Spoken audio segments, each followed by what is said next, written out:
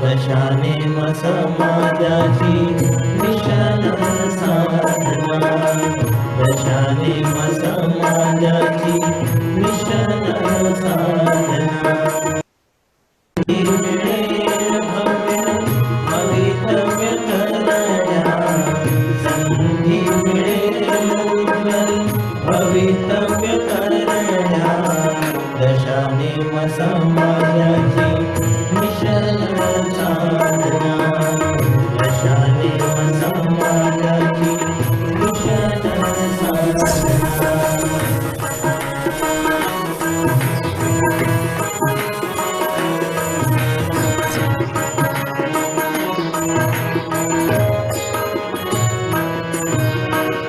गंगामाता मंदिरे सोलापूरचे, गंगामाता मंदिरे सोलापूरचे, राधा कृष्ण मंदिरे दापोली पुण्याचे, राधा कृष्ण मंदिरे दापोली पुण्याचे, महाडला सुंदर शोभते हवेली, महाडला सुंदर शोभते हवेली, खेडच्या मंदिरी बाजरी मुरारी, खेडच्या मंदिरी बाजरी मुरारी, झालं जिथे तिथेच घ्या पवित्र दर्शना, झालं जिथे तिथेच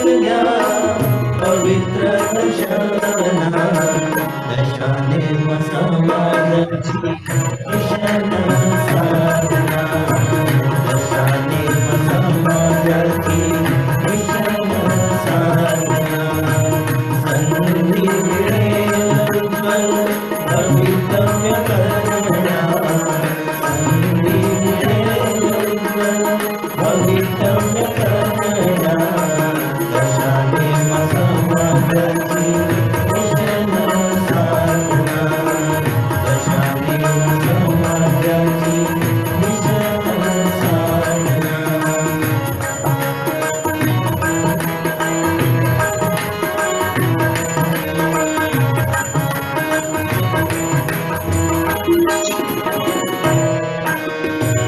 समाज शिंप्यातील हे माणिक मोती, समाज शिंप्यातील हे माणिक मोती, भावी जीवनात तुम्हा मार्ग लावीती, भावी जीवनात तुम्हा मार्ग लावीती, जया योग जीवन मिळेल भक्ती, जया योग जीवन मिळेल भक्ती, आम्ही तुम्ही सगळे साधन प्रगती, आणि तुम्ही सगळे साधन प्रगती.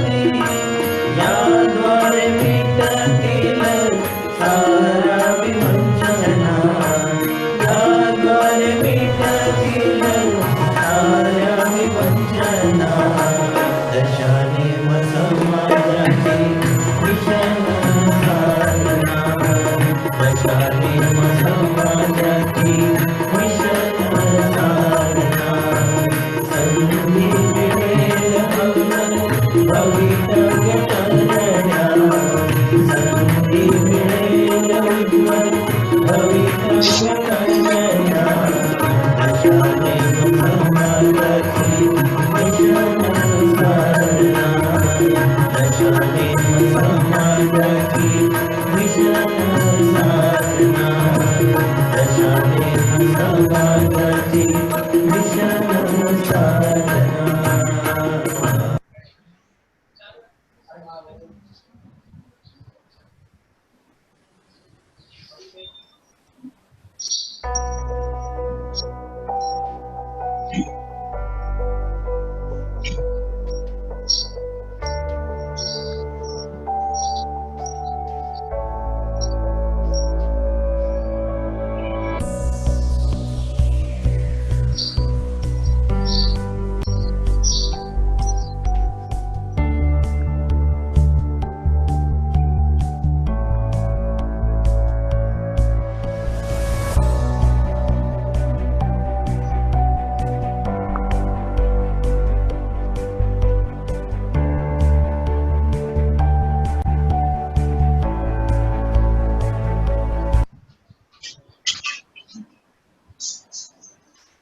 ओव्हर टू यू मंगल.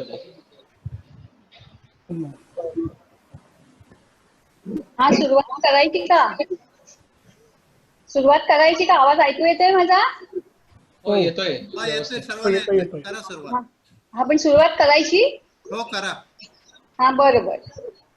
नमस्कार, मी मंगल गांधी महाल. सायंकाळचे 5 वाजत आहेत आणि आपल्या सर्वांच्या अगदी वेळेवर उपस्थितीने ही मीटिंग आज सुद्धा वेळेवर सुरू होत आहे. डायमंड बिहाइंड द कर्टन अगदी वेळेवर सुरू होत आहे आणि आजच्या ह्या कार्यक्रमाचे सूत्रसंचालन करताना मला खूप आनंद होत आहे. यासाठी आपल्या मनातील योजनांची नुसती पेपरवरची रद्दी न करता त्या कृतीने साकार करणाऱ्या व मला संधी देणाऱ्या सतीश शेठ यांना मी धन्यवाद देते.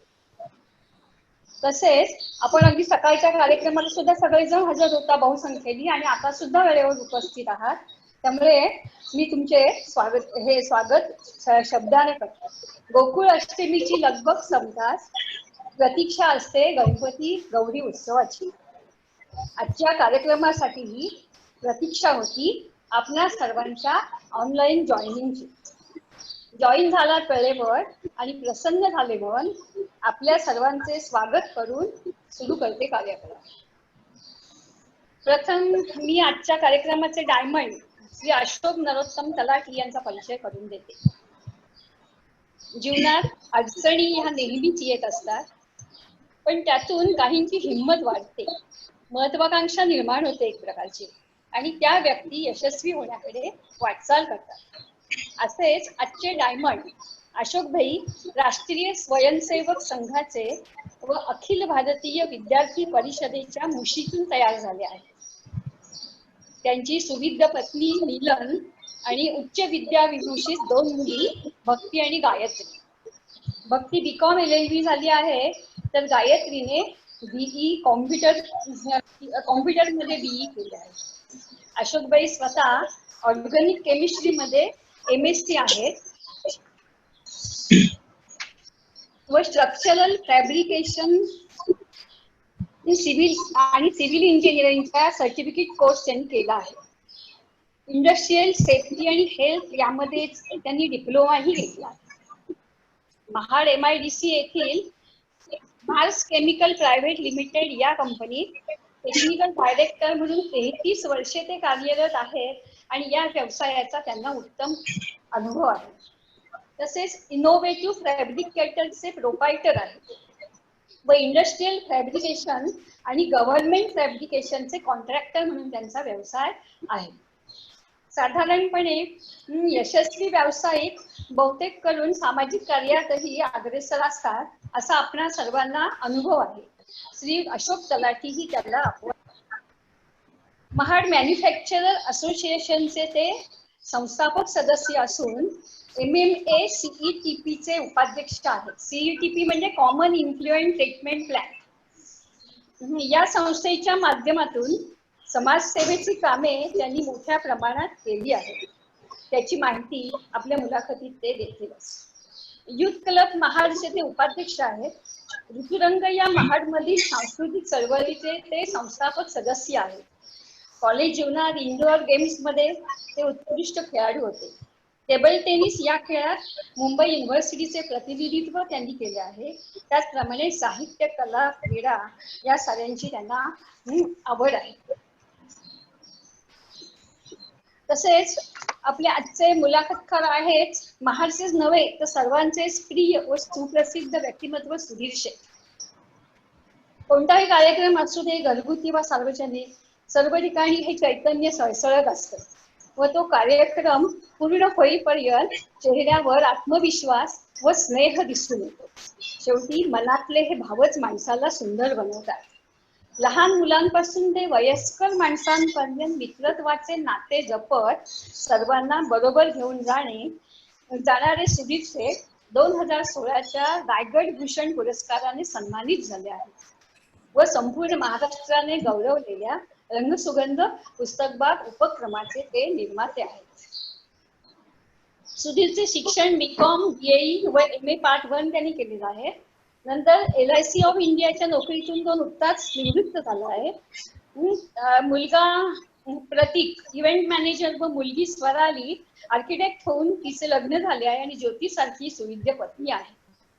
नाटक, संगीत, लोकनृत्य, वाचन, लेखन, निवेदन, खो खो, क्रिकेट सारखे खेळ, निसर्ग भटकंती याची आवड असून विविध सामाजिक कार्यात सक्रिय सहभाग त्याचा आहे.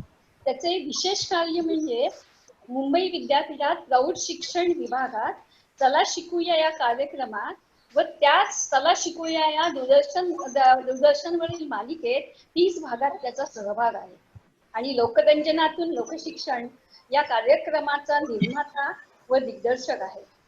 17व्या शिक्षण आयोगात अनौपचारिक शिक्षण विभागाकरता महाराष्ट्राचा प्रतिनिधी म्हणून त्याचा सहभाग होता. युनिसेफ या आंतरराष्ट्रीय संघटनेकडून दिल्लीला झालेल्या ग्रामीण मुलांचे हक्क या परिषदेवर त्याची निवड झाली होती. रत्नागिरी आकाशवाणी युवावाणी कार्यक्रमात सहभाग आहे. राष्ट्रीय सेवा योजनेची 10 वर्षे या मुंबई विद्यापीठाच्या लघुपटात प्रमुख कलाकार म्हणून त्याचा सहभाग होता. प्राईड इंडिया महाड या संस्थेचा संस्थापक म्हणून महाड व कोल्हापूर तालुक्यातील ग्रामीण भागात त्याचे 5 वर्ष तो कार्यरत आहे. रंगसुगंध या रंगसुगंध नाट्य संस्था महाडचा अध्यक्ष असून अनेक नाटके एकांकिकांमध्ये पुरस्कार प्राप्त केले आहेत. त्याची यादी द्यावी तेवढी थोडीच असेल, पण त्यात स्थानिक तालुका स्तरावर, जिल्हा व राज्य पातळीवर तसेच महाराष्ट्राच्या अनेक शहरातील संस्थांकडून त्याने पुरस्कार मिळवले आहेत आणि अशा नावाजलेल्या संस्थांकडून मिळवलेल्या पुरस्कारांची संख्या 300 पेक्षा जास्त आहे आणि वैयक्तिक अभिनय व दिग्दर्शन क्षेत्रात 70 पेक्षा जास्त पुरस्कार त्यांनी प्राप्त केले आहेत. 32व्या राज्यनाट्य महोत्सवात उत्कृष्ट दिग्दर्शनाचे राज्यस्तरीय 2य क्रमांकाचे पारितोषिक त्याने पटकावले आहे. इतरही महाड जेसीस पत्रकार संघ, फ्रेंड्स क्लब असे बरेच पुरस्कार त्यांनी मिळवले आहेत. तसेच 13व्या कोमसाप संमेलन रोहा येथे सांस्कृतिक क्षेत्रातील कार्याबद्दल त्याचा सन्मान झाला आहे. आणि त्याचे विशेष वैशिष्ट्यपूर्ण कार्य तुम्हाला सांगते ते डॉक्टर जब्बार पटेल दिग्दर्शित डॉक्टर बाबासाहेब आंबेडकर चित्रपटाकरता निर्माता व सहदिग्दर्शक म्हणून त्याने काम केले आहे. सुप्रसिद्ध दिग्दर्शक गुलजार यांचे बरोबर हुतुतू चित्रपटाच्या निर्मितीतही त्याचा सहभाग आहे. आंतरराष्ट्रीय पातळीवरील दिग्दर्शक अरुण खोपकर यांचे समवेत हाती का अंडा चित्रपट निर्मितीत सुद्धा सहभाग आहे. सामुदायिक विवाह सोहळ्याचे सातत्याने 4 वर्ष आयोजन केले आहे. महाड आयडॉल गायन स्पर्धेचा निर्माता, हिरवळ प्रतिष्ठानचा संस्थापक सदस्य, अजित फायटर्स क्लबचा कार्यवाह अशी अनेक पदे तो भूषवित आहे. तसेच खबरदार पाडगावकर या कवितेकरता यशवंत देव व मंगेश पाडगावकर यांच्याकडून विशेष सन्मान. खूप सुंदर कविता आहे, मी बऱ्याच वेळा ऐकली आहे. संधी मिळाली तर तुम्ही सुद्धा आजच्या कार्यक्रमात यायचा. तसेच कोमसाप संस्थापक उपाध्यक्ष व युवा शक्ती रायगड विभाग अध्यक्ष म्हणून तो कार्यरत होता. तसेच महाड येथील कोमसपई जिल्हा संमेलनात कार्याध्यक्ष म्हणून उत्तम जबाबदारी त्याने प्रत्येक वेळेला पार पाडली आहे. नुसतं महाडलाच नव्हे तर जिल्ह्यामध्ये कुठेही संमेलन हो, राज्यात कुठेही हो, तिथे त्याचा 8 दिवस मॅनेजमेंटसाठी मुक्काम असणारच. पुढील आता त्याच्याबद्दल असं सांगायचं तर भरपूर वेळ मिळणार नाही. पण आपल्याला अशोक तलाठी यांचे विचार ऐकण्याची उत्सुकता आहे, म्हणून पुढील कार्यक्रमाची सूत्रे मी सुधीरकडे देते.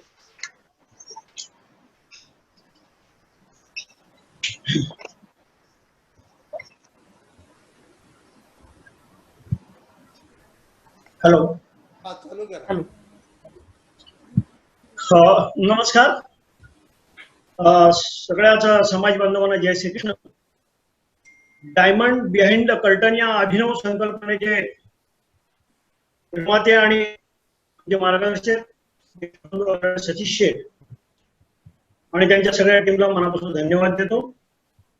या अशा एका समाजोपयोगी कार्यक्रमाची निर्मिती करून वेगळ्या प्रकारचं तरुणाईला चैतन्य देण्याचं काम सुरू आहे.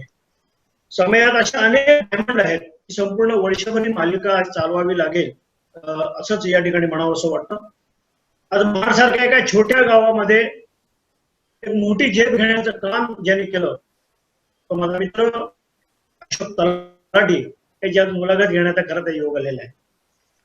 मी मोठा होत असताना म्हणजे वयाने मोठा होत असताना अशोकला मोठं होताना पाहिलंय आणि याचा खरंच मला आनंद आहे. अशोकच्या संपूर्ण जीवन व एकंदरच वाटचालीवर प्रकाश जोड टाकला तर आपल्याला असं लक्षात येईल. तर त्याच्यासाठी एक वसंत बावटांची कवितेनेच मी अशोकच्या या मुलाखतीला सुरुवात करतोय. अशक्य हा मत शब्द न माहित प्रयत्न मात्र या देवाचे पूजन करता नित्य तसे ठेव. कर्मावर ज्याची भक्ती तो अजिंक्य हो या जगती. हा दुनियेचा न्याय हे दणकट माझे भाऊ मजबूती दोन्ही पाय सांगा या धरतीवरती उडी मारत. मला असं वाटतं याच कवितेच्या ओळी जगत अशोक तलाठीने आपला जीवन प्रवास सुरू ठेवलेला आहे. अशोक तलाठी आपलं मी या ठिकाणी मनापासून स्वागत करतो आणि सुरुवातीला अभिनंदन करतो. अशोक तलाठी हॅलो हॅलो चालू आहे. हा नाही अशोकजी दिसत नाहीयेत मला. अशोक आहे. बरं मी आपल्या मनापासून स्वागत करतो आणि आपल्याला नेहमीच मुलाखतीच्या सुरुवातीला जो प्रश्न विचारला जातो तो मी या ठिकाणी विचारतोय. आपलं महाविद्यालयीन शिक्षण अर्थातच महाडात झालं तर तो प्रवास कसा होता आपला शिक्षणाचा सुरुवातीच्या काळात? तर तसं बघायला गेलं तर माझं शिक्षण हे बरंचसं नॉर्मल झालं. म्हणजे ज्या पद्धतीने त्याच्यामध्ये फारसे अपडाऊन्स वगैरे काही आले नाहीत. मी नेहमी व्यवस्थित म्हणजे अगदी टॉप क्लासचा जरी विद्यार्थी नसलो तरी जे त्यावेळेस जे चांगलं मेरिट होतं, आता कदाचित ते मेरिट म्हणून कोण म्हणणार नाही, 60-65 जी गती पर्सेंटेजची असायचे त्याच्यामध्ये सगळं माझं शिक्षण झालं पूर्ण म्हणजे कॉलेजपर्यंत BSc पर्यंत. BSc नंतर काय केलं आपण? BSc नंतर मी MSc करता प्रवेश घेतला. खरं तर अच्छा BSc ला चांगले मार्क मिळाल्यानंतर तुम्हाला नोकरी मिळाली असते, मग MSc करायचं का नेमका तुमचा हेतू काय? मला नोकरी मिळाली पण होती BSc नंतर. BSc झाल्यानंतर मला लगेच रोह्यातील प्रतियश कंपनी एक्सेल इंडस्ट्रीज त्याच्यामध्ये मला लगेच नोकरी मिळाली होती. पण मला पुढे शिक्षणाची इच्छा होती, पोस्ट ग्रॅज्युएशन करणं हे माझं पॅशन होतं मला किंवा अँबिशन होतं की काहीतरी आपण पोस्ट ग्रॅज्युएशन करायचं. म्हणून तर मी एक 7-8 महिन्यातच म्हणजे ऍडमिशन मिळेपर्यंत जो वेळ गेला तोपर्यंतच नोकरी केली आणि 7-8 महिन्यातच.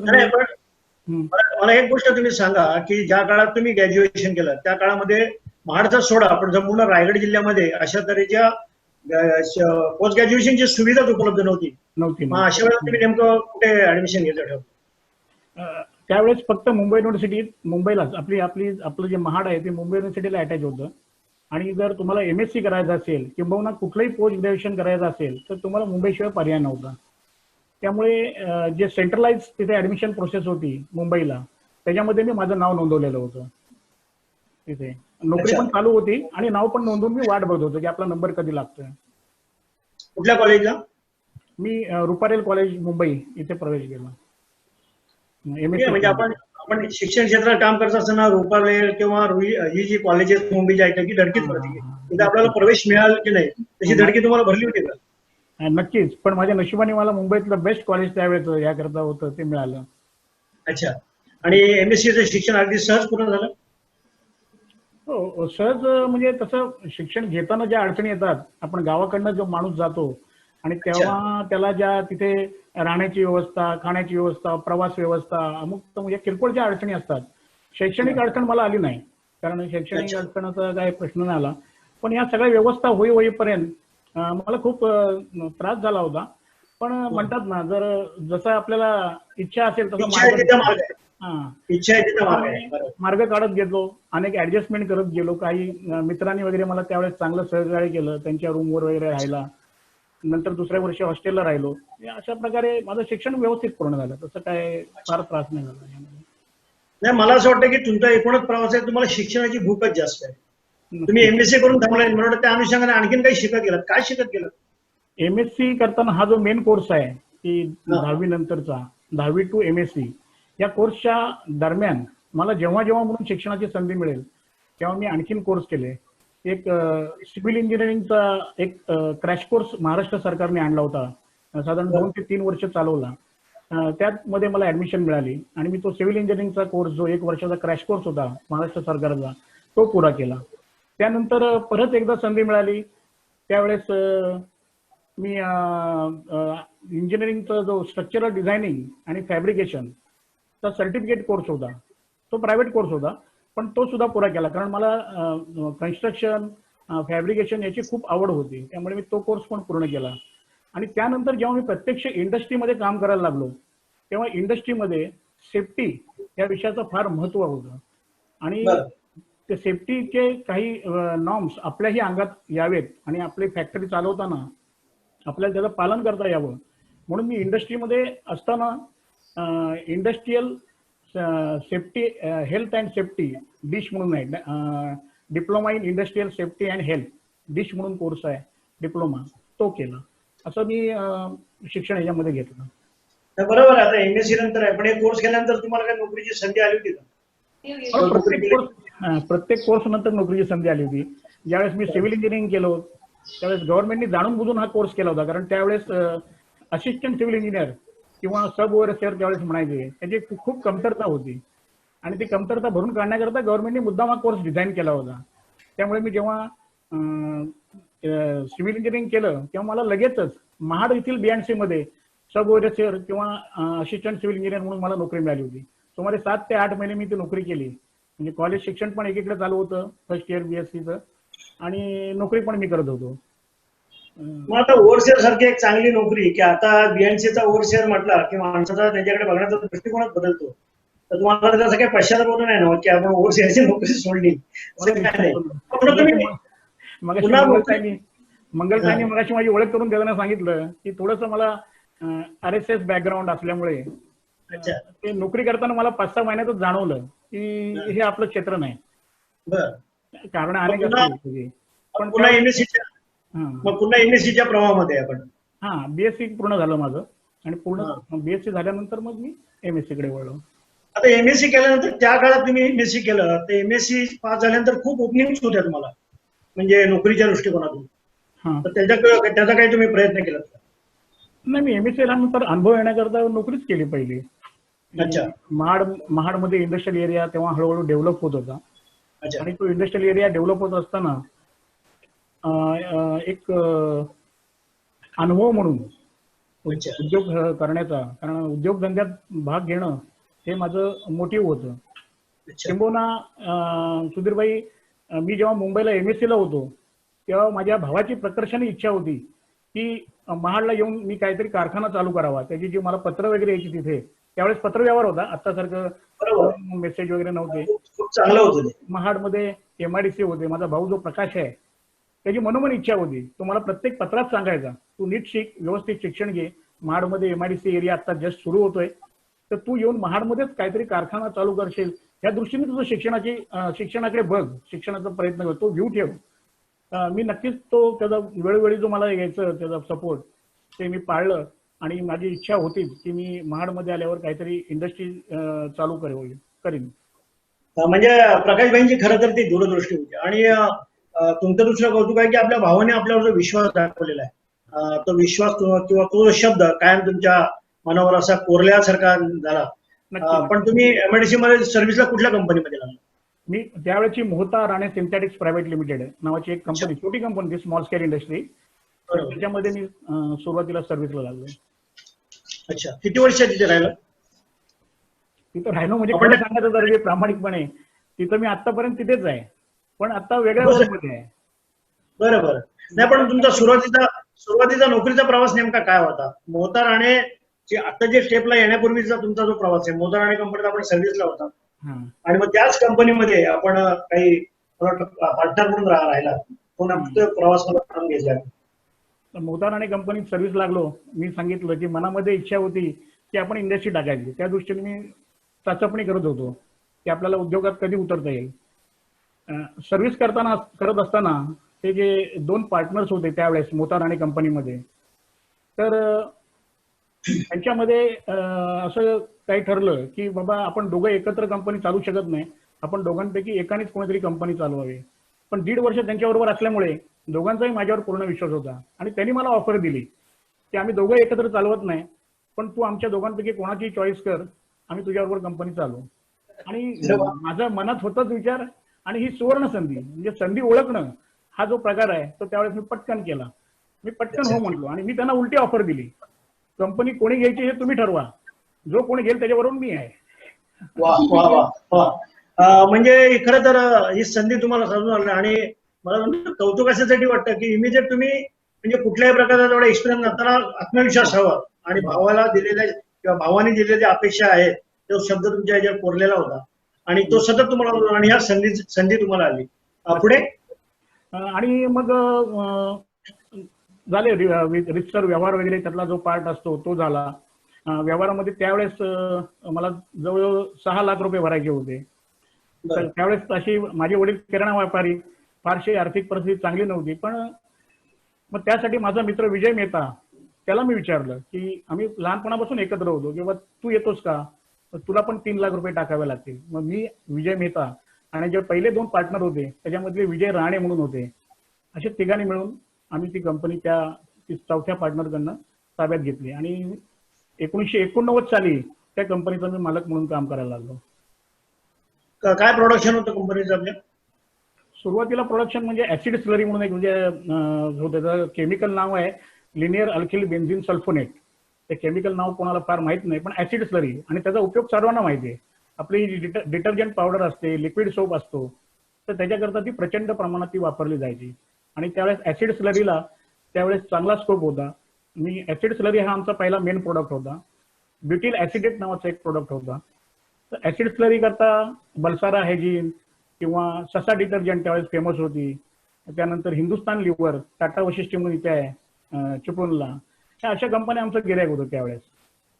अच्छा, काय साधारण टर्नओव्हर असेल तुमचा त्यावेळेस? टर्नओव्हर म्हणजे त्यावेळेस कॉस्टिक पण त्याची मटेरियल कमी, त्यावेळेस आमचा 1.5-2 कोटीपर्यंत फक्त टर्नओव्हर होता, जास्त टर्नओव्हर नव्हता, 1.5-2 कोटी. आणि सुरुवातीला किती टनाचं प्रोडक्शन होतं?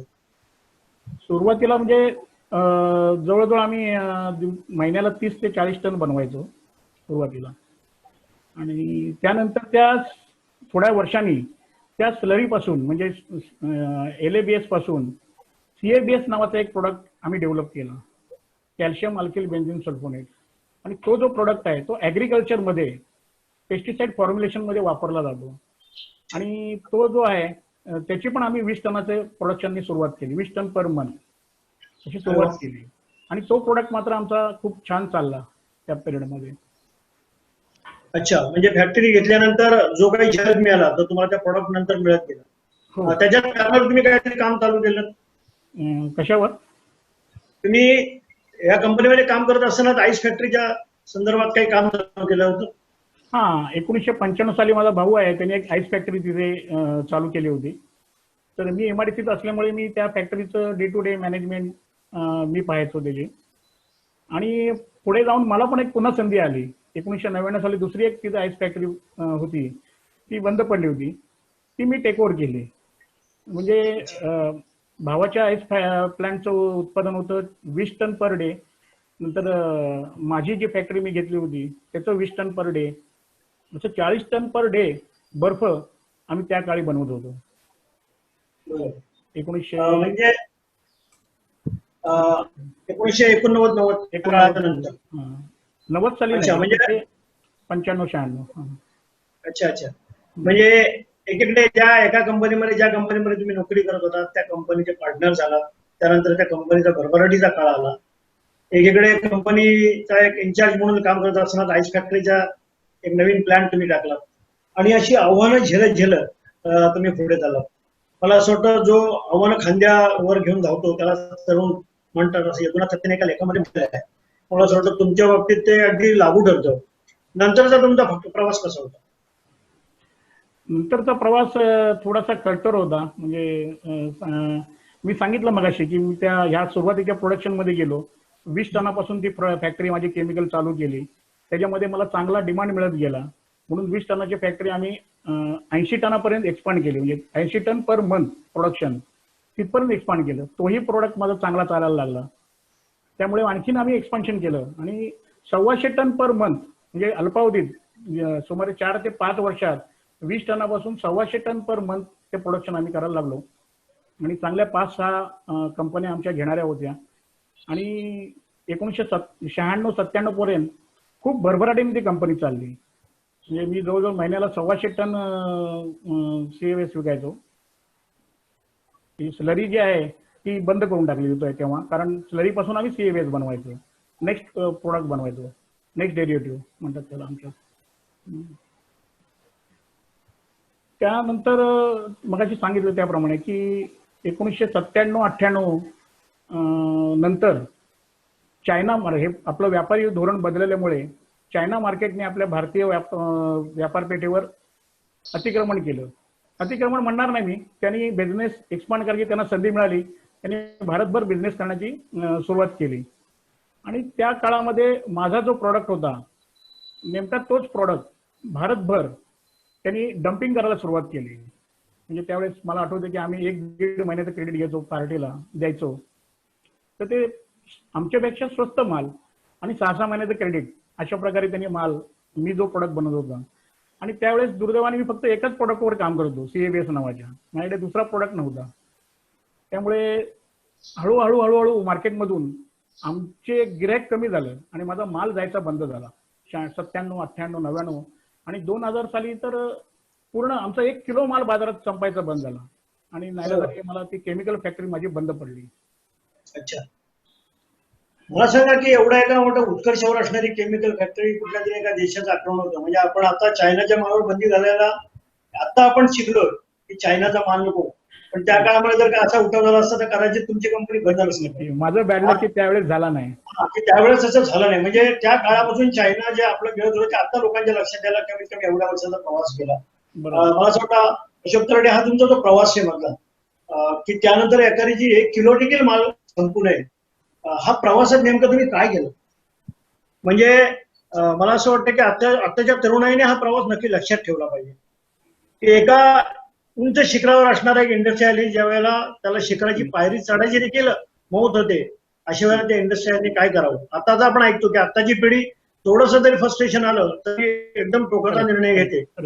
परीक्षेत अपयश येऊ दे किंवा कोणाच्या प्रेमात पडलेल्या असू दे, प्रेम होऊ दे, अशा छोट्या छोट्या गोष्टींनी आज लोक निराश होतात आणि जीवनाचा टोक गाडण्याचा प्रयत्न करतात. अशा वेळेला अशोक तरडे तुम्ही काय केलं? तर 2000 साली माझी जरी केमिकल कंपनी बंद पडली तरी माझे आईस प्लांट चालू होता. म्हणजे उदरनिर्वाह हा प्रश्न जो आहे तो माझा कसा ना कसा सुटत होता. पण आर्थिक ताण तर नक्की होता, कारण जेव्हा एखादा मध्यमवर्गीय घरातला माणूस एवढ्या मोठ्या प्रकारे प्रोडक्शन करतो त्यावेळेस निश्चितच त्याला बँकेचा आधार लागतो.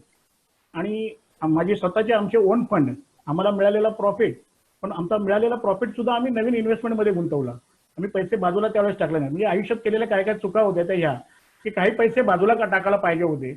आम्ही सगळे पैसे प्लस नवीन कर्ज घेऊन नवीन बिझनेस केला, म्हणजे एक्सपान्शन केलं.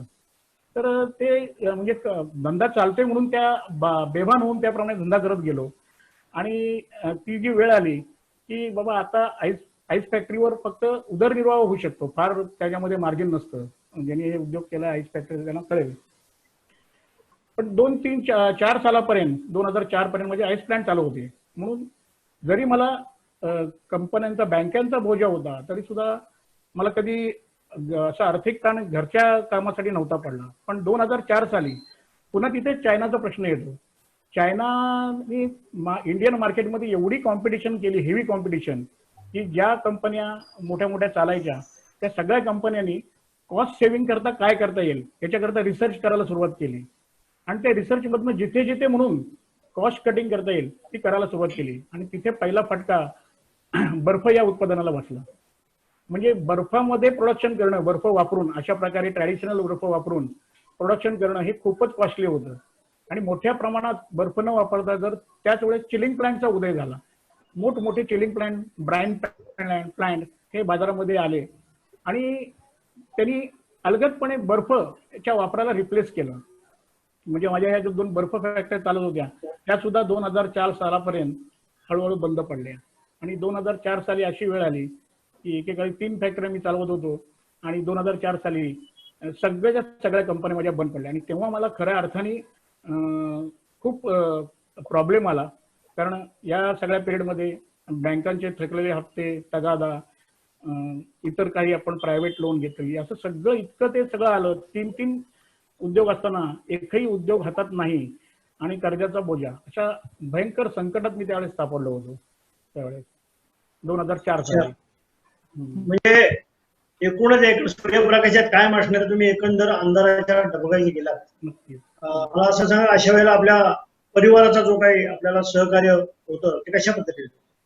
निश्चित माझ्या परिवारानेच मला सांभाळलं असं म्हणेन. माझे भाऊ, बहीण, सासरे, पत्नी माझी, या सगळ्यांनी तो जो पिरियड होता 2004 ते 2008 की ज्यावेळेस मी एकही रुपयाचं उत्पन्न मला नव्हतं, उलट सर्व प्रकारचे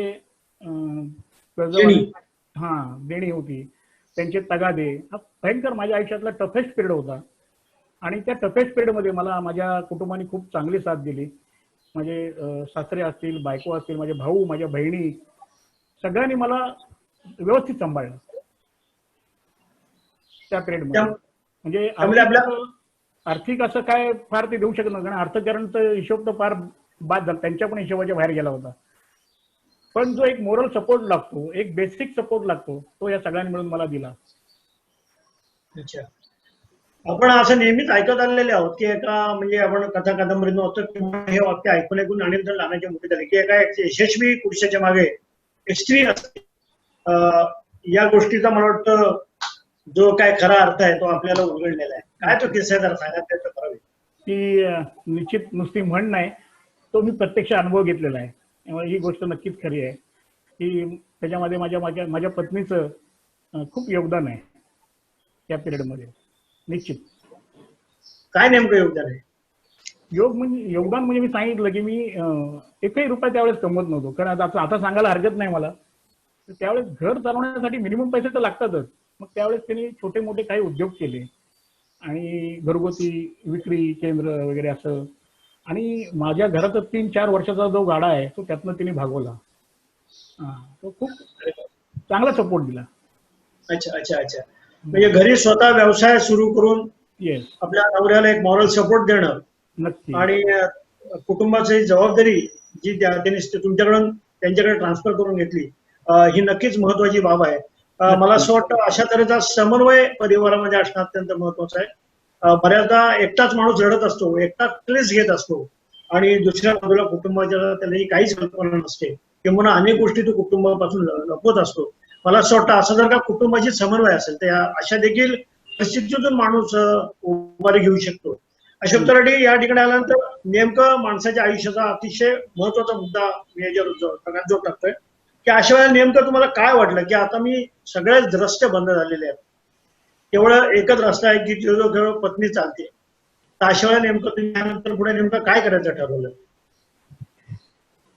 शब्दात सांगण्यासारखं नाही, पण माझा प्रयत्न चालू होता की ही जी माझी केमिकल कंपनी मला परत चालू झाली तर तारू शकते.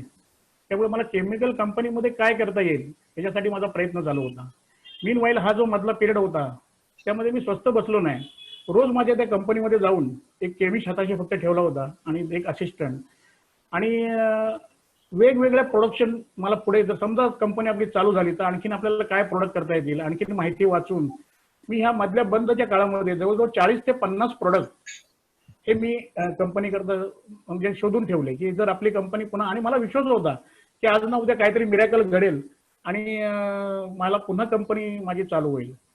आणि ही मी नवीन मुलांना सांगायचं एक जर असेल की ही थोडीशी फ्लेक्झिबिलिटी आपण ठेवली पाहिजे की त्यावेळेस मी काही तडजोडी केल्या म्हणजे माझे आईस प्लांट जे होते त्यांची विक्री केली आणि पुन्हा पैसे उभे केले. माझ्या केमिकल प्लांटमध्ये एक फायनान्सर आला त्याला ऑफर दिली. आता फायनान्सर म्हणजे सगळ्यांना माहिती आहे की फायनान्सर म्हणजे हा नेहमी त्याच्या अटीवर काम करतो. त्याच्या अटी काही अशा होत्या त्या स्वीकारणं कठीण होतं पण त्या मी स्वीकारल्या नसत्या तर मी ह्या व्यवसायात पुन्हा कधी उभाच राहू शकलो नसतो. किंबहुना हा सगळा जो पुन्हा जे रिस्टोरेशन झालं माझं ते रिस्टोरेशन होऊ शकलं नसतं. म्हणून व्यवसाय करताना ज्याप्रमाणे काही असतात तत्व त्याच्याप्रमाणे फ्लेक्झिबिलिटी म्हणजे संधी मिळाली मी व्यवसाय सुरू केला पुन्हा काही कारणं आली व्यवसाय बंद झाला पण पुन्हा व्यवसाय एवढा मी उभारला आहे. आता बऱ्याचशा महाराष्ट्रीयन माणसांचं आपल्या अशी एक मानसिकता असते हे माझी जागा आहे मी कशी विकू लोक काय म्हणतील. तर ती जी मानसिकता आहे ती मी मुळात मनातनं काढून टाकली आणि म्हटलं की आपल्याला हे चालू करायचंय. आपल्या फायनान्सरच्या काही अटी टर्म्स म्हणजे मी आता सीएमडी होतो चेअरमन अँड मॅनेजिंग डायरेक्टर होतो त्यापासून मला टेक्निकल डायरेक्टर तुला राहायला लागेल अशा प्रकारचं डिमोशन म्हणतात एक प्रकारचं ते डिमोशन त्यांनी मगाशी आपण एक मिनिट थांबवतो आपल्याला मगाशी आपण मिरॅकलचा शब्द वापरला नेमकं काय मिरॅकल घडलं ते? मिरॅकल हेच घडलं की त्या माणसाने आमच्या अटी म्हणजे त्याच्या अटी मी स्वीकारल्या त्या माणसाने स्वीकारल्या म्हणण्यापेक्षा आणि त्यांनी मला आवश्यक असलेले पैसे त्यावेळेस म्हणजे त्यावेळेस मी तुम्हाला आता आकडा सांगितला आता तो आकडा कदाचित लहान वाटेल पण त्यावेळेस जवळजवळ 2 कोटी रुपयाची गरज होती. 2 कोटी रुपये ज्यावेळेस माझ्यावर कोणी 2,000 रुपये पण लावायला तयार नव्हतं त्यावेळेस त्या माणसाने 2 कोटी रुपये आमच्या व्यवसायात टाकले आणि माझ्या व्यवसायाचं पुन्हा म्हणजे बँक वगैरे पुऱ्या केल्या प्लॅन पुन्हा आम्ही नव्याने रिशेड्यूल केला आणि पुन्हा आमची कंपनी म्हणजे एवढ्या प्रमाणे बंद पडलेली कंपनी एवढे मोठे लोन असताना ती पुन्हा चालू होणं हे मिरॅकल आहे. अच्छा त्याच्यामध्ये काय प्रोडक्शन होतं? हा जो नवीन फायनान्सर आम्ही घेतला तर तो डिफेन्ससाठी सप्लायर होता तो ट्रेडर होता. डिफेन्समध्ये त्याचे 5-6 प्रोडक्ट ऑलरेडी जात होते. तर आमच्याशी बऱ्याच आमच्या भेटीगाठी वर्ष 1.5 वर्ष हे चाललेली प्रोसेस काही एवढी इझी नव्हती की आम्ही गेलो त्यांनी पैसे टाकले आणि चालू झालं असं काय नव्हतं. ते 1.5-2 वर्ष आमच्या त्याच्याबरोबर सतत मिटिंग होत होत्या आणि मिटिंगमधनं मग लक्षात आलं की आमच्या टेक्निकल गोष्टीवर आमचा विषय होता. माझे एक पार्टनर जे Vijay Rane he is a very technically sound person त्यांनी हपकिनमध्ये 10 वर्ष काम केलेलं होतं ते माझे पार्टनर होते R&D मध्ये ते मी आमच्या टेक्निकल एबिलिटीवर त्याचा विश्वास होता आणि त्यांनी आम्हाला सांगितलं की मी तुम्हाला फायनान्स करीन पण हे जे प्रोडक्ट आहेत त्यावेळेस असं होतं की आपल्याला फॉरेन कंट्रीजनी इंडियन डिफेन्स करता लागणारे काही प्रोडक्ट होते तर ते द्यायचे म्हणजे रॉ मटेरियल्स ते द्यायचे बंद केले. तर इंडियन गव्हर्नमेंटनी एक मुद्दाम एक्सप्लोजिव्ह मॅन्युफॅक्चरिंग मध्ये अशी माणसं डेव्हलप करायला सुरुवात केली की ह्या इम्पोर्ट सबस्टिट्यूट कोणी आपल्या इंडियन कोणी तयार करू शकतील का. तर त्यांनी सांगितलं की हे प्रोडक्ट आहे हे तुम्ही करू शकाल का. आम्ही अनेक प्रयोग केले छोटे मोठे आणि सुदैवाने तेच आम्ही यशस्वी झालो. त्यामुळे आम्ही सांगितलं यस तुला हे जे प्रोडक्ट इम्पोर्ट सबस्टिट्यूट पाहिजेत ते आम्ही बनवतो आणि मग आमचं जॉईंट व्हेंचर झालं आणि डिफेन्स करता लागणारे हे इम्पोर्ट सबस्टिट्यूट प्रोडक्ट आहेत ते आमचे नवीन म्हणजे पहिले जे होते CFBS स्लरी वगैरे हे सगळे प्रोडक्ट बाजूला गेले पण हे जे DRDOला लागतात किंवा BRC ला लागतात हे जे प्रोडक्ट आम्ही त्याच्यामध्ये चालू केले नवीन ह्याच्यामध्ये म्हणजे ते त्याच्या गरजेनुसार ते चालू झाले पण ते आम्ही त्यावेळेस इम्पोर्ट सबस्टिट्यूट मटेरियल तयार करू शकलो हे विशेष आहे त्याच्यामध्ये. हो पण ते प्रोडक्ट जे आहे ते कुठं कुठं तुम्ही पाठवत होता किंवा त्याची मागणी नेमकी कुठं होती? मागणी म्हणजे माझा संपूर्ण माल जो आहे तो भारत सरकारला जातो म्हणजे DRDO आहे त्यानंतर BRC तारापूर BRC ट्रॉम्बे त्यानंतर न्यूक्लिअर पॉवर प्लांट आहेत की जे जिथे जिथे न्यूक्लिअर पॉवर प्लांट आहेत कल्पाकम असेल त्यानंतर डिफेन्सचे प्लांट आहे इटारसी आहे खडकी आहे जबलपूर आहे या सगळ्या ठिकाणी आमचा माल जातो म्हणजे पण मेन जे मेजर गिरायक आहे ते भारत सरकारच्या बॅनर खालीच जातो. हे जे सगळे जे आहेत BRC म्हणा किंवा DRDO ला जाणारी डिफेन्स कंपनी, आपल्या डिफेन्स ऑर्डिनन्स फॅक्टरीज, या सगळ्या गव्हर्नमेंट सरकारतर्फेच चालल्या जातात. आणि आम्हाला जी परचेस ऑर्डर येते त्याच्याकरता ती राष्ट्रपतींच्या सहीची असते. अरे वा.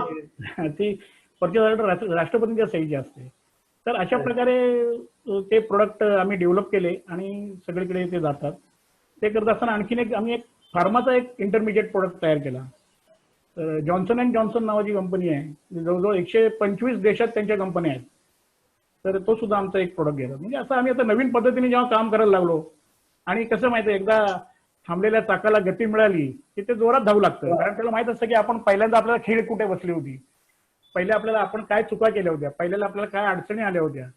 तर निश्चितच आम्ही तेवढे सुज्ञ होतो की ज्या पहिल्या अडचणी आल्यात त्या अवॉइड करून नवीन पद्धतीने कसं जाता येईल, पहिल्या अडचणी सगळ्या कशा टाळता येतील आणि आपल्याला स्मूथ वर्किंग कसं करता येईल, या दृष्टीने आम्ही प्रयत्न केले आणि त्यात बऱ्यापैकी यशस्वी झालो. अच्छा, म्हणजे अनुभव हा सगळ्या जीवनात श्रेष्ठ गुरु आहे. निश्चित ही म्हणायची नक्कीच सार्थकी ठरते. मला सांगा, हे जे आता तुमच्या कंपनीचे प्रोडक्ट तयार होते ते त्या ठिकाणी नेमकं ते कशासाठी वापरलं जातं? आता माझ्या कंपनीचं एक प्रोडक्ट आहे मापो नावाचा, मिथिल ॲजिड्रीन फॉस्फिन ऑक्साईड असं त्याचा लॉंग फॉर्म आहे. बऱ्याच जणांना टेक्निकल नाव समजणार नाही, पण मापो त्याचा शॉर्ट फॉर्म आहे.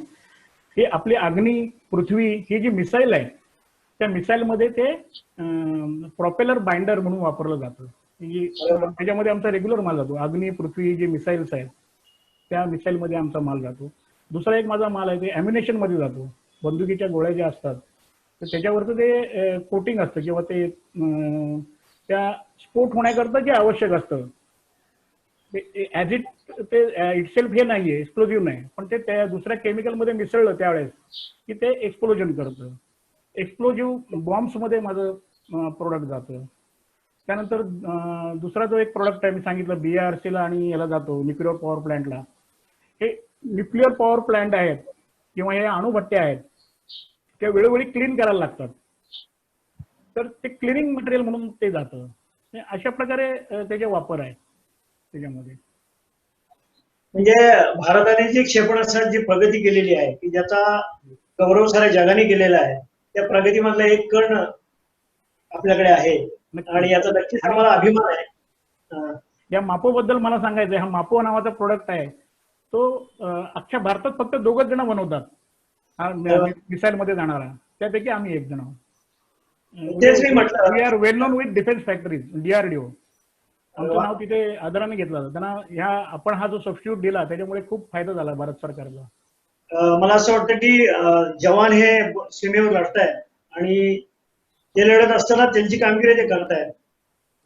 तुम्हाला देखील तुमच्या आयुष्यामध्ये एका सैनिकाची भूमिका घ्यावी लागली की 24 तास खंबीरपणे उभे राहून समोर आलेल्या आव्हानाला तोंड देत कसं पुढे जायचं, हे सैनिकांच्या चिकाटीकडून मला वाटतं हीच चिकाटी आपल्याकडे आहे.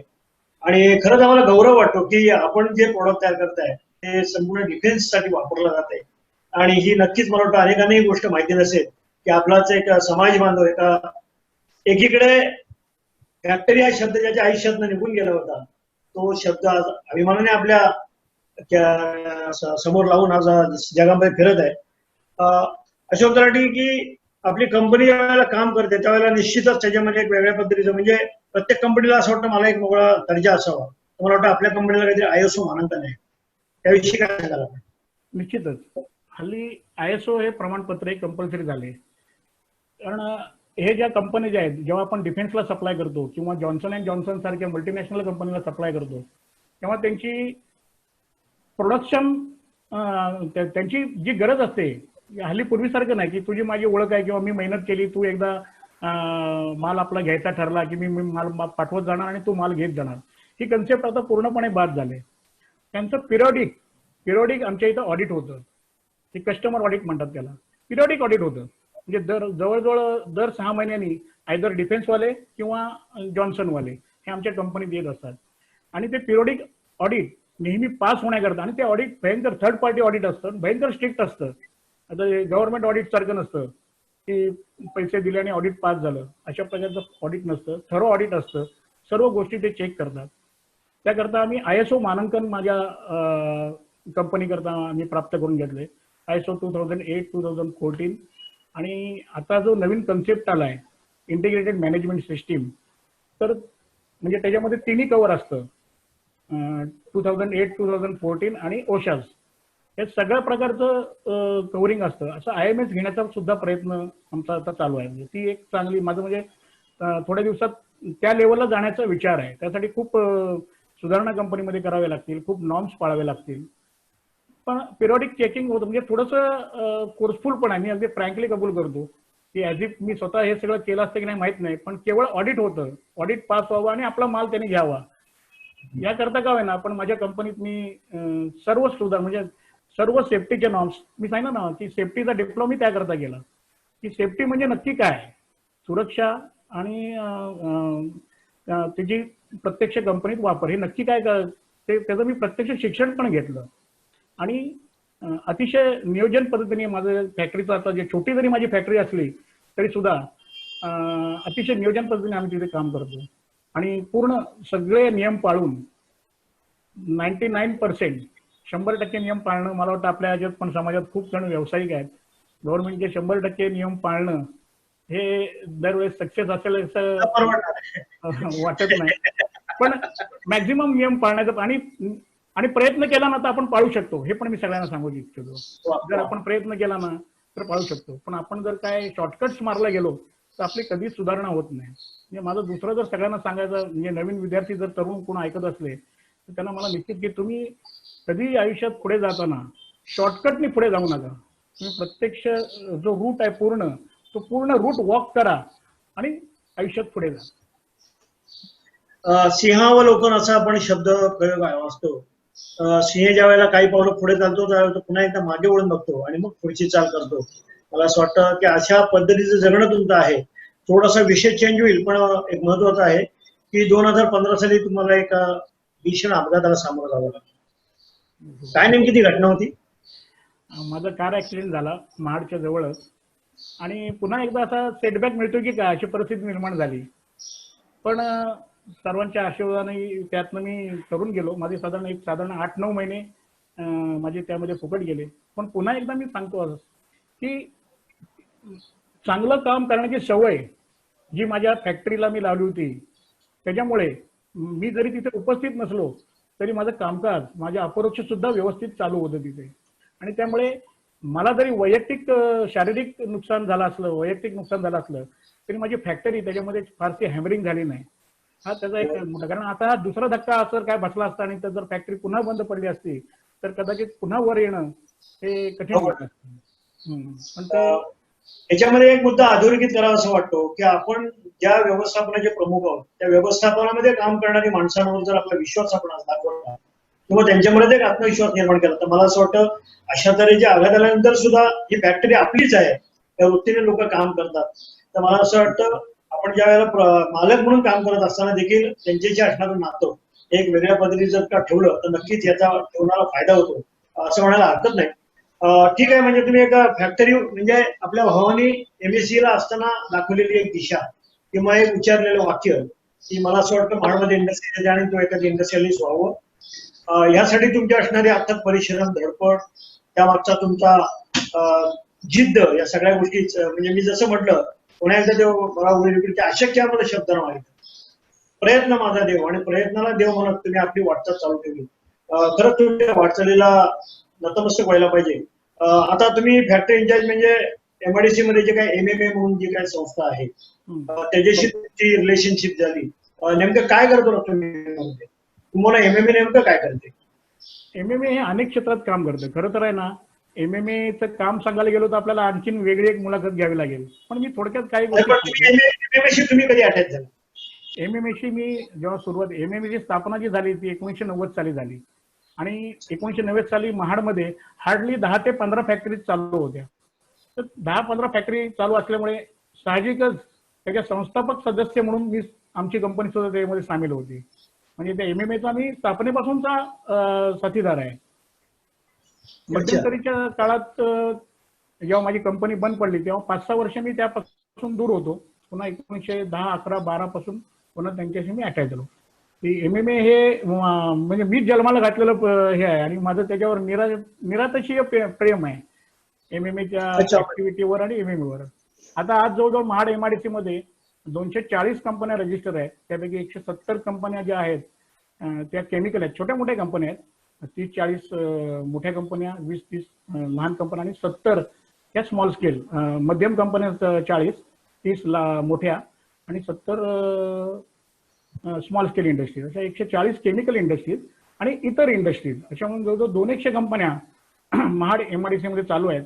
आणि या सगळ्या कंपन्यांचं एकत्रित कामकाज, त्यांच्या अडचणी त्यांचं सोडवण्याचं किंवा सामुदायिक प्रश्न ज्यांचे जे आहेत ते सोडवण्याकरता जो महाडमध्ये चांगला ऍक्टिव्ह फोरम आहे तो MMA महाड मला मॅन्युफॅक्चरिंग. एक प्रश्न तुम्हाला विचारायचा आहे की संपूर्ण कोकणाला या केमिकल कंपनी युक्त असणाऱ्या MIDCचा शाप आहे असं एका वेगळ्या अर्थाने मी म्हणतो, आणि त्यामुळे संपूर्ण कोकण उद्ध्वस्त होते की काही ठिकाणी विरोध होत आहेत औद्योगिकरणासाठी. परंतु रोहा इंडस्ट्री असेल, पाताळगंगा असेल, महाड असेल, आणि महाड MIDC मुळे महाडचं जे पाण्याचा स्रोत आहे सावित्रीचा तो खराब झाला. आजूबाजूच्या परिसरातल्या गावांना अतिशय धोका निर्माण, याच्यावर संघर्षाचं वातावरण निर्माण होत होतं. तर अशा काळामध्ये तुम्ही MMA ची स्थापना केली. माझे असं वाटतं की त्या काळात मी देखील त्या संघर्षामध्ये होतो. तुम्ही MMA मध्ये आल्यानंतर MMAचे जी लाल पाणी होतं ते सावित्रीचं ते हिरवं झालं, हा नेमका प्रवास काय सांगा? लाल पाणी हिरवं झालं हा विषय एका वाक्यात आपला खरं समजतो, पण तो एक वाक्य आणण्याकरता आमचं जे सगळं संचालक मंडळ आहे त्यांनी प्रचंड मेहनत घेतलेली आहे. प्रश्न काय होतो, जेव्हा सर्वायवलचा प्रश्न होतो त्यावेळेसच माणूस सुधारतो. काय झालं, 1900 मला वाटतं 10-11 सालापर्यंत कंपन्यांवर कोणत्याही प्रकारचे निर्बंध नव्हते. गव्हर्नमेंटची पण त्रुटी अशी, महाडचा इंडस्ट्रियल एरिया हा चालू झाला 1984-85 साली, फुलफ्लेज चालू झाला 1990-92 साली. पण CETP म्हणजे कॉमन इफ्लुएंट ट्रीटमेंट प्लांट हा चालू झाला 2003 साली. ह्या मधल्या काळात प्रचंड प्रमाणात पाणी केमिकल इंडस्ट्रीतलं डायरेक्ट नदीत सोडलं गेलं आणि त्यामुळे महाडची सावित्री नदी जी आहे ती पूर्ण अगदी खाडीपट्ट्यापर्यंत म्हणजे बाणकोटच्या खाडीपर्यंत ती पूर्णपणे लाल झाली. याला तुम्ही पण महाडचे जे लोक आहेत त्यांना तर माहिती आहे, रात्रीच्या वेळेस त्या बाजूनी परिटाळी वगैरे जे आहेत त्रस्त लोक व्हायची. त्या नदीतनं घाणेरडा वास, तांबडी लाल नदी, हे सगळं झालं होतं. निकोलस अल्मडा नावाचा एक माणूस होता, त्यांनी त्याच्या विरुद्ध पील दाखल केली, म्हणजे पब्लिक लिटिगेशन हायकोर्टमध्ये दाखल केलं आणि हायकोर्टमध्ये त्याची पहिल्यांदा दखल घेतली. त्यानंतर संपूर्ण जगात एन्व्हायरमेंटच्या बद्दल त्यावेळेस थोडीशी जागृती झाली होती.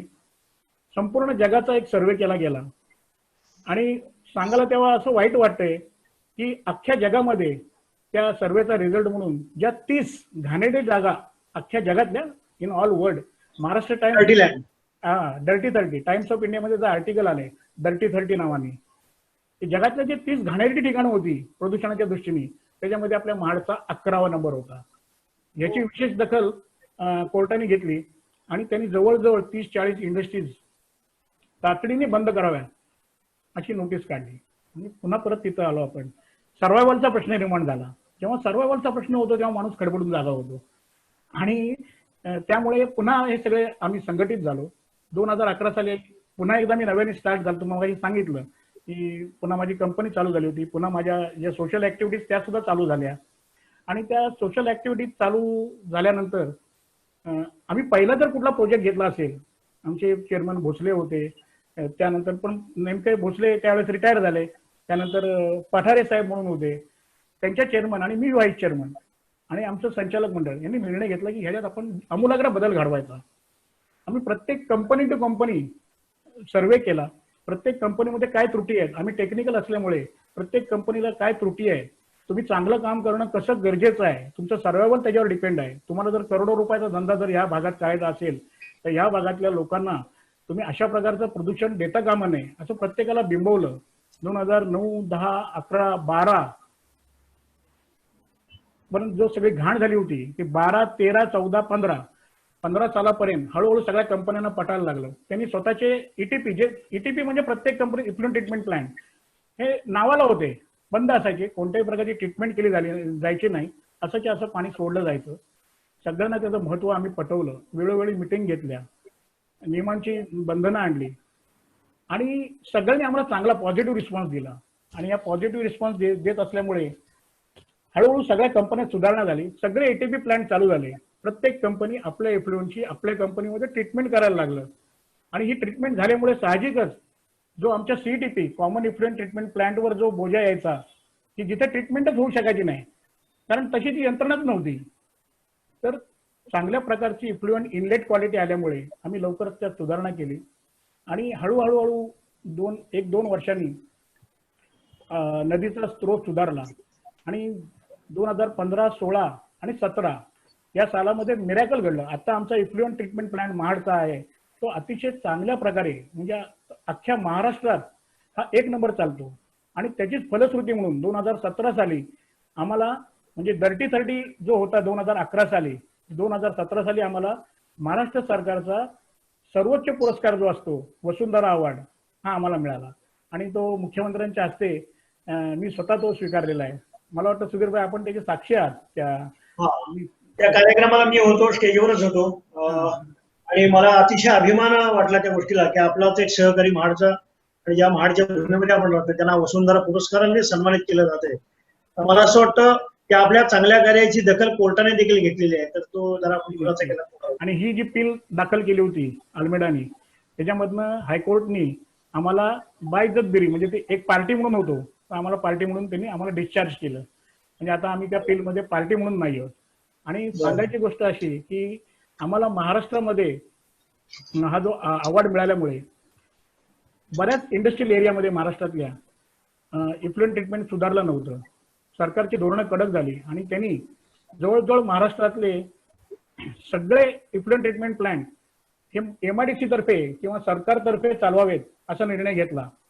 आणि मला सांगायला आनंद वाटतो त्यांनी फक्त महाडचा इफ्लुएंट ट्रीटमेंट प्लांट चांगला चालतोय आणि तो फक्त असोसिएशनने चालवावा आणि बाकी सगळे इफ्लुएंट ट्रीटमेंट प्लांट हे आता गव्हर्नमेंट चालवतंय.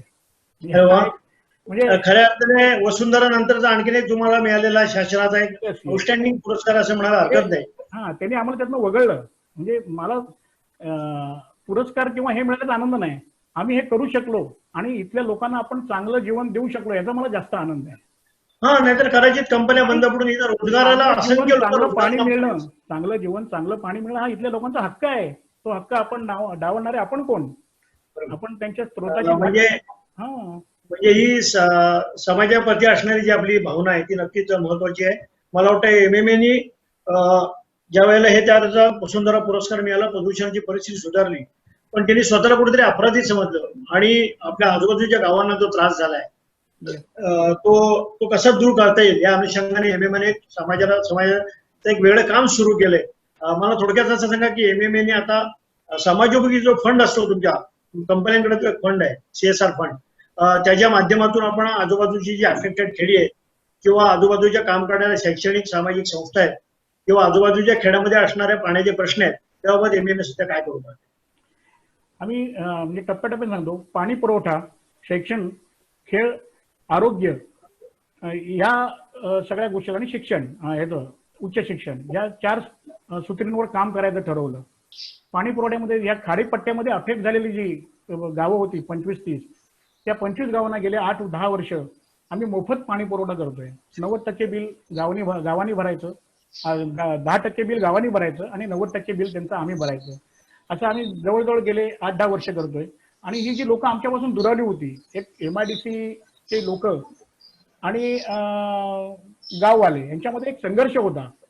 आणि गावातले लोक इतके वैतागले होते की आम्हाला नको प्रगती, आम्हाला नको कारखानदारी, आम्हाला नको नोकऱ्या, आम्हाला आमचे पारंपरिक व्यवसाय करू द्यात पण तुमची इंडस्ट्री इथनं हटवा. अशा प्रकारचे मोठमोठे संघर्ष हे महाडमध्ये कायम होत होते.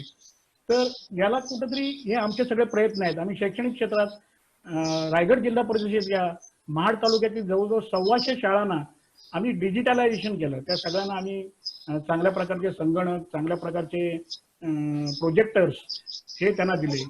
आणि सगळ्या शाळा, काही शाळांना रंगरंगोटी केली, काही शाळांना छपरं बसवून दिली. आणि जी झेडपीची शाळेमध्ये विद्यार्थी संख्या रोडावली ती वाढवण्याचा आमच्या परीने प्रयत्न केला.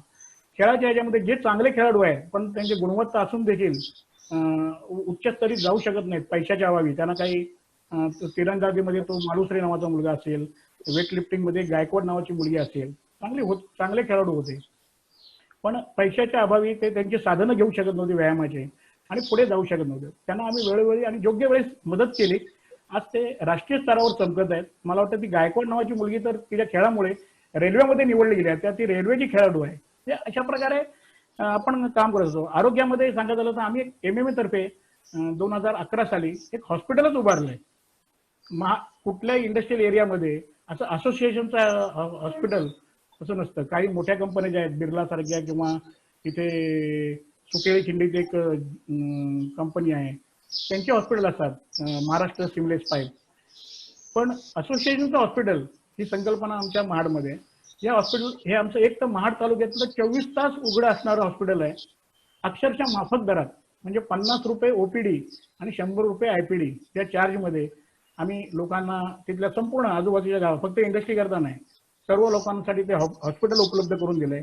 त्यानंतर आम्ही एक हॉस्पिटलपर्यंत सगळे लोक येतील असं नाही. आपली लोक जे महाड परिसर जो आहे तो दुर्गम आहे अतिशय. तर आम्ही 2008 साली एक मोबाईल व्हॅन प्रोजेक्ट केला.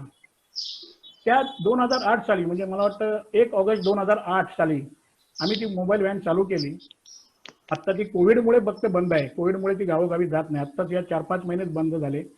पण तोपर्यंत अव्याहतपणे 2008 ते 2019-20 पर्यंत खेडोपाडी जाऊन रोजच्या रोज आम्ही त्याच्यावर एक MBBS डॉक्टर, एक प्रशिक्षित नर्स आणि एक ड्रायव्हर आणि मोबाईल व्हॅन, त्याच्यामध्ये औषधं, अशा प्रकारची योजना करून दर दिवशी एकही दिवस काढा नाही, सोमवार ते शनिवार, फक्त रविवार सुट्टी, ती गाडी खेडोपाडीत जायचं. वाड्या वस्तींवर, खेडेगावात जिथे कोणी जाऊ शकत नाही डॉक्टर, त्या ठिकाणी जाऊन तिथल्या लोकांना त्यांची आरोग्य तपासणी आणि त्यांना मोफत औषध उपचार. पुन्हा टर्न आली की पुन्हा, म्हणजे नुसतं एकदा औषध उपचार देऊन गेलेत आणि मग त्यांचं काय झालं माहित नाही असं नाही. पुन्हा त्यांचा फॉलोअप आणि ह्या सगळ्याचा आम्ही एक रेकॉर्ड करून ठेवलंय की ह्या भागात कुठले आजार होतात, या भागात मग आजार का होतात. त्यांचं आमचं ह्याच्यामध्ये संशोधन चालू आहे की या भागात पावसाळ्यात कुठले आजार होतात, पोटदुखी का होते, त्याची कारण रूट कॉज, म्हणजे ते आम्ही एक प्रोजेक्ट म्हणूनच घेतलंय. पण ती मोबाईल व्हॅन आमची इतकी सक्सेस झाली की गावागावातनं आम्हाला चांगला रिस्पॉन्स मिळायला लागला आणि जवळजवळ 45,000 जणांची आम्ही तपासणी केली आणि त्यांना आम्ही मोफत औषध उपचार केले. आता आरोग्याच्या विषयी बोलत आहे अशोकजी, तर मला असं वाटतं की सध्या जे कोविड या नावाचे संकट उभं आहे आणि त्याच्या संदर्भात ज्याचं खरंच प्रस्तुत खुद्द मुख्यमंत्र्यांनी कौतुक केलं, अशा तऱ्हेचे काम आपण केलेलं, मला असं वाटतं ते आपण सांगावं. नक्कीच. माझ्या आयुष्यात मला 2 चांगली कामं करण्याची संधी मिळाली महाडकरांकरता. त्यातलं पहिलं काम म्हणजे एन्व्हायरमेंटमध्ये मी सांगितलं की प्रदूषित नदी होती ती पूर्णपणे प्रदूषण विरहित करण्यात माझा हातभार लागला. माझ्या आयुष्याची पहिला एक चांगलं काम जे आपण म्हणतो आयुष्यात येऊन करावं, त्यातले ते एक काम. आणि दुसरी आता कोविडच्यामुळे एक संधी मिळाली. आम्ही जेव्हा कोविडचं संकट झालं आणि एकंदरीत लोकांचे, गरीब लोकांचे विशेषतः हे जे हाल व्हायला लागले, तर त्यांना उपचार मिळावा म्हणून एक 200 बेडचं एक कोविड हॉस्पिटल अक्षरशः 15 दिवसात आम्ही महाडला उभारलं. KSFची बंद कॉलनी होती, त्यांना रिक्वेस्ट केली की तुमची कॉलनी आमच्या ताब्यात द्या आणि त्यांची कॉलनी घेऊन पूर्ण 15 दिवसात तिथे सगळ्या प्रकारचं इन्फ्रास्ट्रक्चर आम्ही डेव्हलप केलं. म्हणजे पाणी पुरवठा, वीज तिथे आणली, काहीच नव्हतं तिथे. त्यानंतर सगळ्या रूमची साफसफाई, कॉट्स, बेड, 200 कॉट्स, त्यापैकी 84 बेड्स जे आहेत त्याचे त्यांना ऑक्सिजन सप्लाय आणि 12 जे बायपॅप व्हेंटिलेटर 12 आणि त्या 200 कॉट्समध्ये 84 आणि 116 जे जण आहेत त्यांना आयसोलेशन सेंटर, असे 200 जणांची व्यवस्था होईल अशी आम्ही तिथे काम केलं. गव्हर्नमेंटने आम्हाला काही डॉक्टर्स दिले, काही खाजगी डॉक्टर्स आम्ही नेमले, आम्ही नर्सेस नेमल्या, आम्ही सगळा पॅरामेडिकल स्टाफ तिथे आमचा नेमला, संपूर्ण नियंत्रण. आणि मला सांगायला हे हॉस्पिटल चालू होऊन अवघे 20 दिवस झालेत. पण सुधीरजी, या हॉस्पिटलमध्ये सगळे महाड परिसरातली गोरगरीब जनता त्याचा चांगला लाभ घेते. आता महाडमधला माणूस बावचळत नाही की मला कोविड झाला मी जाऊ कुठे, मला येतो सरळ आमच्या हॉस्पिटलला ऍडमिट होतो आणि लगेच त्याच्यावर ताबडतोब उपचार होतात. पूर्ण आमचे 10-12 डॉक्टर्स, 10-12 नर्स आणि 25 जणांचा पॅरामेडिकल स्टाफ, सपोर्टिंग स्टाफ, असे आमचं फुल प्लेस तिथे चालू आहे. ह्या 20 दिवसातच, केवळ 20 दिवसात 350 जण तिथे ऍडमिट झाले. त्यातले 40 ते 45 जण आयदर स्वतःहून पुढील उपचाराकरता किंवा आम्ही रिफर केले की बाबा आमच्या इथं उपचार होत नाहीत, ते पुढे गेले. जवळजवळ 195 जण आमच्या इथं पूर्णपणे बरे होऊन बाहेर गेले. बाकी सगळे इथे ऍडमिट आहेत. आणि एवढ्या सगळ्या ह्याच्यामध्ये आमच्या इथे 6 जण सेटल झाले. म्हणजे त्यांना आम्ही वाचू शकलो नाही. पण त्याची कारणं अनेक आहेत. एक तर ते पूर्ण वयोवृद्ध होते किंवा फार उशिराच्या स्टेजला आमच्या इथं दाखल झाले होते. म्हणजे काही तर केस आमच्या इथं दाखल झाल्या आणि एका तासात तिथे वारल्या.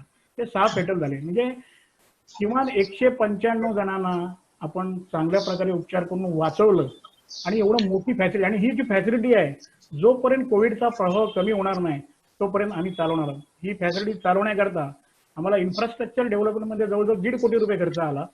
आणि दर महिन्याला आम्हाला आता रिकरिंग खर्च 32 लाख रुपयाचा आहे. पण हा सगळा खर्च इंडस्ट्रीने अतिशय चांगली साथ आम्हाला दिली. कारण सगळ्यांचा मोठो एकच होता की आपल्याला इथल्या लोकांची अटॅचमेंट आणि आपली व्यवसाय वृद्धी.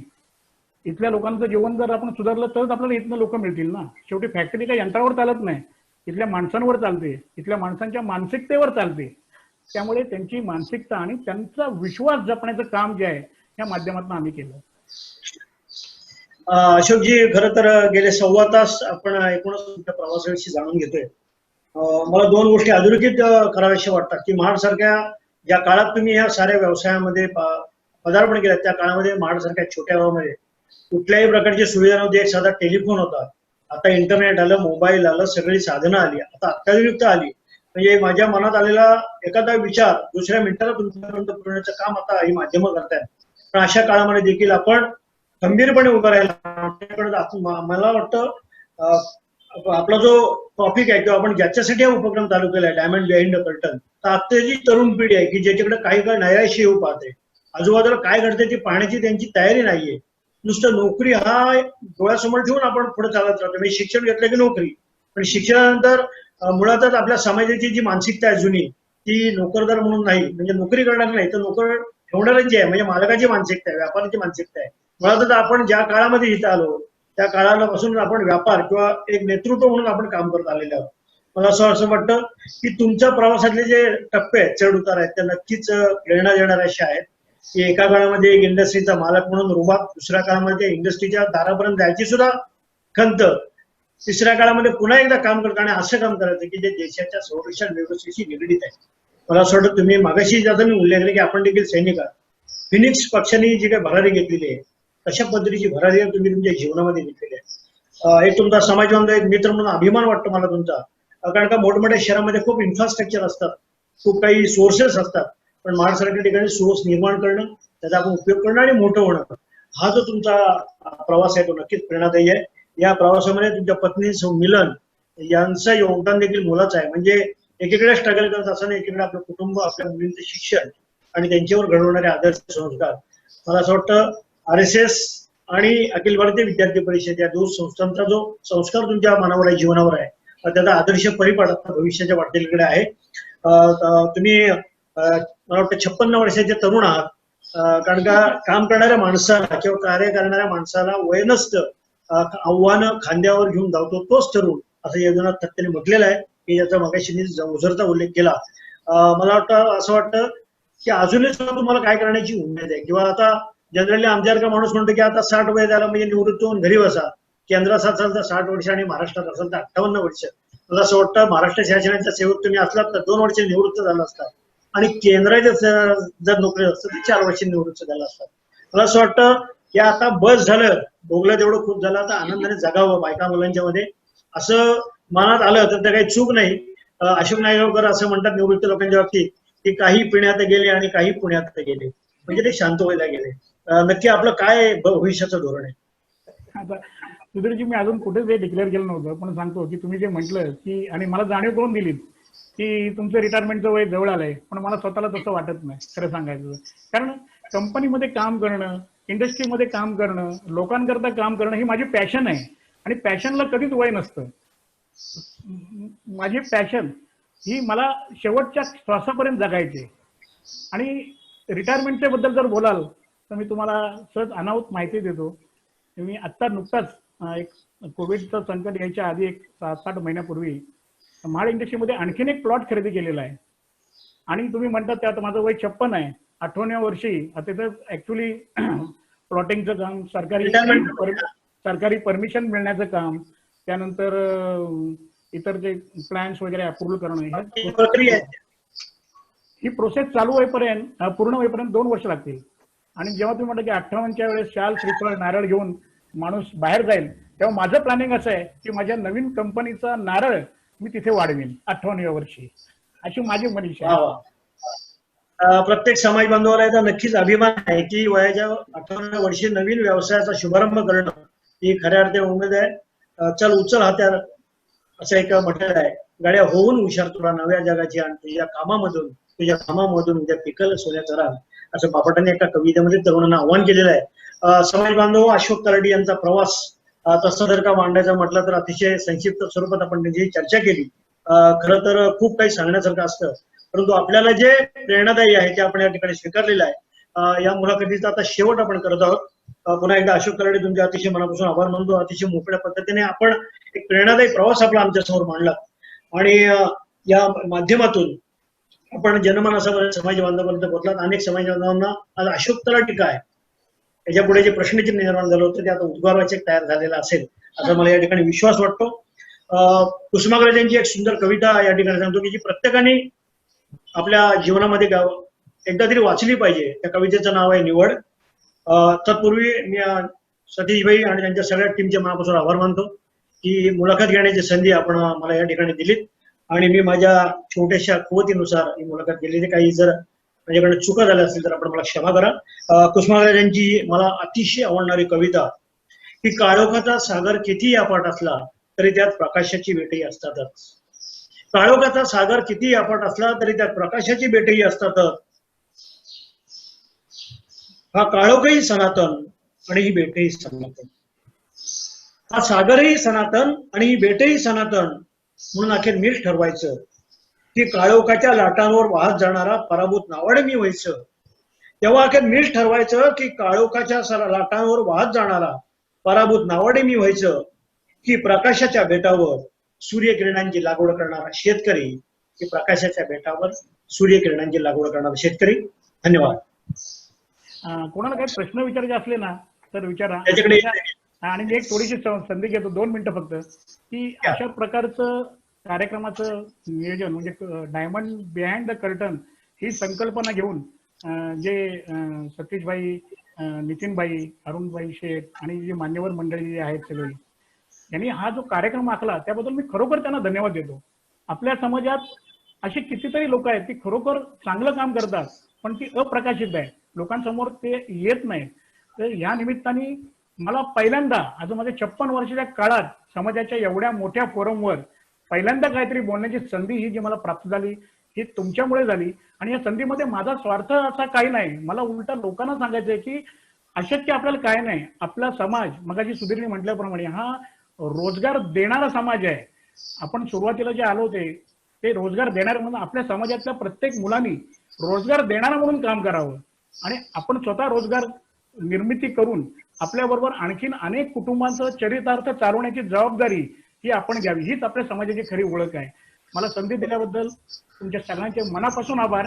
असेच आपल्या समाजात अनेक लोक हिडन आहेत, त्यांचा सुद्धा आपण शोध घेऊ, त्यांचं सुद्धा मार्गदर्शन आपण घेऊ आणि त्यांच्याकडून प्रेरणा घेऊन आपलं काम अधिक चांगलं करत जाऊ. या इच्छेचं मी पुन्हा एकदा तुमचे आभार मानतो. धन्यवाद. नितीनजी, प्रश्न उत्तराचा काय असतील तर आपण विचारूया. आता कोणाला प्रश्न असतील तर त्यांनी चॅट मध्ये टाकावे प्लीज. आवाज घुमतोय, आवाज नाही. कोणाचे काही प्रश्न असतील तर त्यांनी चॅट मध्ये टाकावे. Okay okay.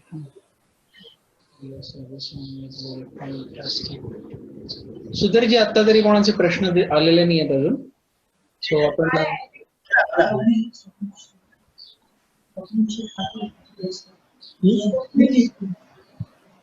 एक क्वेश्चन आला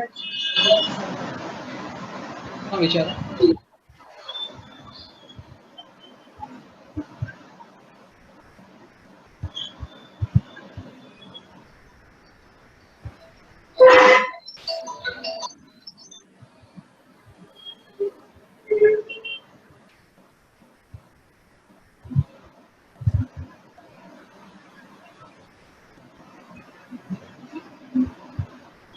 जर आपण पुढच्या सेक्शन करू शकतो, कारण अजून तरी नाही आले कोण. ठीक आहे. खूप चांगल्या कमेंट आलेल्या आहेत. अशोक भाईंचा नंबर देऊन ठेवा ना. Any plan for research facility in Mahad? Sudhir, एक प्रश्न आलेला Yes. आहे स्वप्नील शेट यांच्याकडून. Any plan for research facility in Mahad? Yes, आपण गव्हर्नमेंटच्या माध्यमातून, असोसिएशनच्या आणि गव्हर्नमेंटच्या माध्यमातून इथे एक केमिकल क्लस्टर स्थापन करण्याचा प्रयत्न करतोय आणि त्याच्यामध्ये एक सेंट्रल लॅबोरेटरी आणि रिसर्च प्लॅन्ट असा एक प्रोजेक्ट आहे आपला. तर त्याला वेळ लागेल, पण ऍक्च्युली त्या योजनेवर आमचं काम चालू झालेलं आहे. ते आपल्याला आणायचे आहे की कारण कुठल्याही कामाची सुरुवात ही रिसर्च पासूनच होते आणि ती आवश्यकता आहे, तिची उणीव आहे इकडे.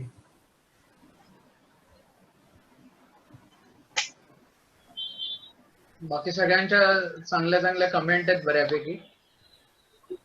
डेफिनेटली मला एक थोडंसं आपल्या नवीन तरुण पिढीला आहे ना एक सांगायचं आहे की जर तुम्ही कुठलाही व्यवसाय करत असाल तर आता इन्स्टंटचा जमाना आहे, त्याप्रमाणे करू नका. तुम्ही व्यवसाय करत असताना सुरुवातीला तुम्हाला अपयश येईल, पण अपयश आलं तरी ते पचवून पुन्हा आपलं ध्येय समोर ठेवून त्याच्याकडे वाटचाल करण्याची जी एक निश्चित असा विचार तुमच्या मनात ठेवा आणि मगच उद्योगात उतरा.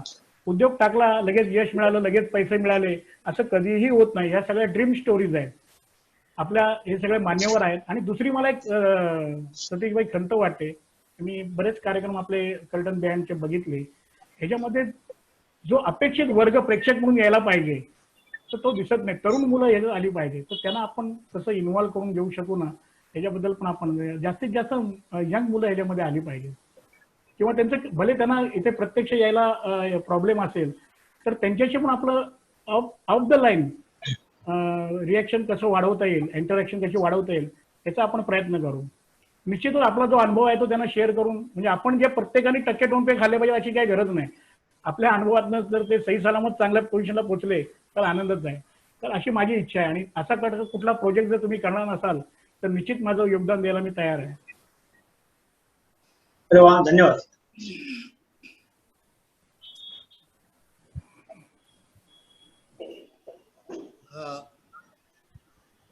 सतीशभाई, मी आधी बोलू का तुम्ही बोलताय? हा, बोल बोल. अगोदर तू बोल, मग मी बोल. हा, चालेल. थांबलेल्या चाकाला गती देणे तेवढं सोपं नसतं, पण अशोक तलाठी यांनी प्रयत्नांती परमेश्वर या उक्तीप्रमाणे साध्य केले आहे. आपल्या तसेच सीईपीटी व कोविडच्या माध्यमात, कोविड हॉस्पिटलच्या माध्यमातून त्यांनी महाडकरांसाठी अतिशय चांगले काम केले आहे. तर त्यांनी जे हॉस्पिटलला जे इंटरव्ह्यू काही लोकांचे घेतले जसे रुग्णांचे, तर ते मी ऐकलेले आहेत आणि त्याबद्दल बरेच चांगले रिपोर्ट झालेले आहेत. तर आपल्या विचार आणि कृतीतून आजच्या तरुण पिढीपुढे त्यांनी आदर्श ठेवलेला आहे. आणि त्यांना फ्लेक्झिबल राहा, यशासाठी शॉर्टकट वापरू नका, किंवा पॅशनला बाजूला करू नका, रोजगार देणारा म्हणून काम पहा, किंवा असे बरेचसे छान छान महत्वाचे संदेश त्यांनी दिले आहेत. तर त्यांचे आभार मानावे तेवढे थोडेच, त्यांचे मी आभार मानते. तसेच सुधीरनेही अगदी सहजपणे अगदी गप्पा मारत मुलाखतीला गप्पांचे रूप दिले आणि छान घेतली मुलाखत. आणि तो अगदी त्याची छोटी कुवत म्हणाला तरी त्याची कुवत फार मोठी आहे हे सगळ्यांना माहिती आहे, त्याचेही आभार. आणि आता हा निरोप म्हणजे कार्यक्रमाचा हा शेवट नाही, तर पुढील शनिवारच्या कार्यक्रमासाठी आपल्या सर्वांना सज्ज व्हायचे आहे आणि कॉम्प्लिमेंट्स आणि शुभेच्छांचा वर्षाव असा सतत करत राहायचा आहे. धन्यवाद. आता मी सतीश शेटकडे सूत्र देते. नमस्कार. अशोकभाई तलाठीची गेले 1.25 तास ते 1.5 तास आपण मुलाखत सर्वजण अतिशय चांगल्या प्रकारे ऐकत होतो. आयुष्य हे हेलकावे नेहमी खात असतं आणि ज्या वेळेला आपण उच्च स्तरावर असतो त्यावेळेला आपल्या बरोबर अनेक जण असतात, पण ज्या वेळेला संकटकाळी असतो त्यावेळेला सगळं मागं वगून बघितलं तर मागचे सगळे निघून जातात, फक्त आपली फॅमिली आपल्या मागे असते. आणि तो अनुभव अशोकभाईंनी घेतला. सुधीर भाऊ, तुम्ही अतिशय उत्कृष्ट मुलाखत घेतलीत की कारखान्याच्या गतीमध्ये जे आवाज येतो ते खडखडाट, ते तुम्ही साहित्याची त्याला जोड दिलीत आणि त्याच्यामधनं सुसंवाद निर्माण केलात आणि संगीत आम्ही ऐकलं असं वाटायला लागलं. खरोखर ही कला आहे ना, ही तुमच्याकडे पूर्वजात आहे. म्हणून तुम्ही अनेक जे पुरस्कार 300 पेक्षा जास्त जिंकलेत, you are deserve for it. खरं म्हणजे तुम्ही सुद्धा आमचे डायमंड आहात. क्षेत्रातले आणि नाट्य क्षेत्रातले तुम्ही डायमंड आहात, आम्ही नाकारत नाहीये.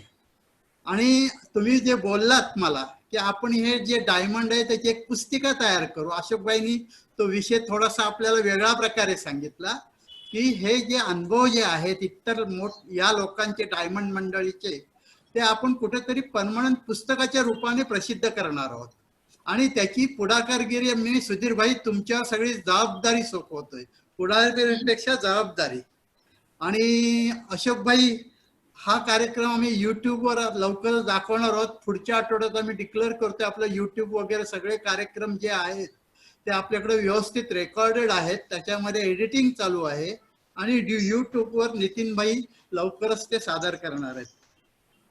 मागच्या खेपेला एकदा आपण एक मुलाखत घेतली होती चेतनभाई धैर्यांची, नक्की, आणि त्यांनी सुद्धा डिफेन्स मध्ये अनेक वस्तूंचा पुरवठा केला.